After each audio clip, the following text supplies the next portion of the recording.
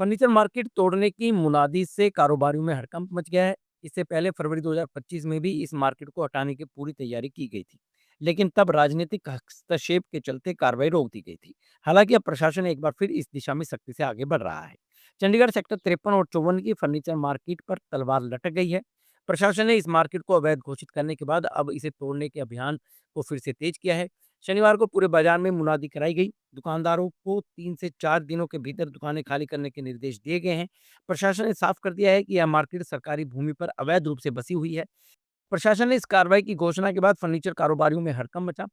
Furniture market association के प्रधान संजीव भंडारी ने इस कार्रवाई को गलत बताया। उनका कहना है कि सभी कारोबारियों को वैकल्पिक जगह देने की बात हुई थी।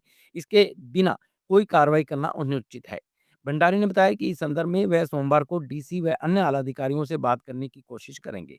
स्टेट ऑफिसर कम डीसी ने 9 जनवरी 2025 को आदेश जारी कर सेक्टर 53 और 54 में फर्नीचर व्यवसाय से जुड़े व्यक्तियों और कारोबारियों को भूमि आवंटन का विशेष प्राथमिकता देने की बात भी कही थी। प्रशासन के अनुसार जिस भूमि पर यह व्यवसाय चल रहा है उसे 14 फरवरी 2002 को अधिकृत किया गया था और इसका अधिग्रहण सेक्टर 53, 54 और 55 के विकास के लिए किया गया है।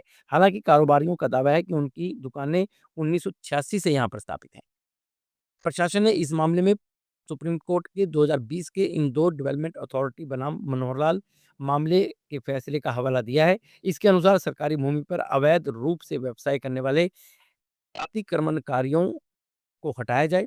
यह स्थिति सेक्टर 53 और 54 की 116 फर्नीचर दुकानों के भविष्य के लिए बनी हुई है। हमारी सिर्फ एक रिक्वेस्ट है जी गवर्नमेंट से, यूटी एडमिनिस्ट्रेशन से, कि जिस हिसाब से उन्होंने गवर्नर साहब ने हमारी जनवरी में जब मीटिंग हुई थी, उन्होंने हमारा पूरा साथ दिया, हमारे को आश्वासन दिया था कि बल्क मार्केट में जब मार्केट बसाई जाएगी तो आपको उठाया जाएगा, पहले बसाया जाएगा।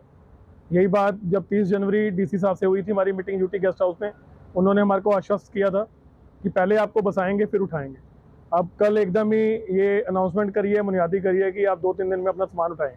अब उनके आश्वासन के बेस पे ही हमने अपनी लेबर रखी हुई थी, अपना मटेरियल रखा हुआ था और अपने पैसे इकट्ठे कर रहे थे कि जो भी आगे गवर्नमेंट की तरफ से पॉलिसी आएगी हम उसमें पार्टिसिपेट करेंगे। जिस हिसाब से न्यूज़ में, चैनल में भी आ रहा था, अखबारों में भी आ रहा था कि हमारे को मार्केट में एक जगह बसाया जाएगा। हमारी लेबर जो 8-10 हज़ार बंदा यहाँ से रोटी खा रहा है, उनकी रोजी रोटी नहीं रुलेगी।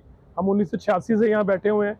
बीजेपी पार्टी पूरी हमारे साथ खड़ी है, उन्होंने पूरा हमारे साथ दिया। हम उनका बहुत बहुत धन्यवाद करते हैं और आगे भी उनके मदद की गुहार लगाते हैं कि आप इस मसले को किसी तरह हल कराएं।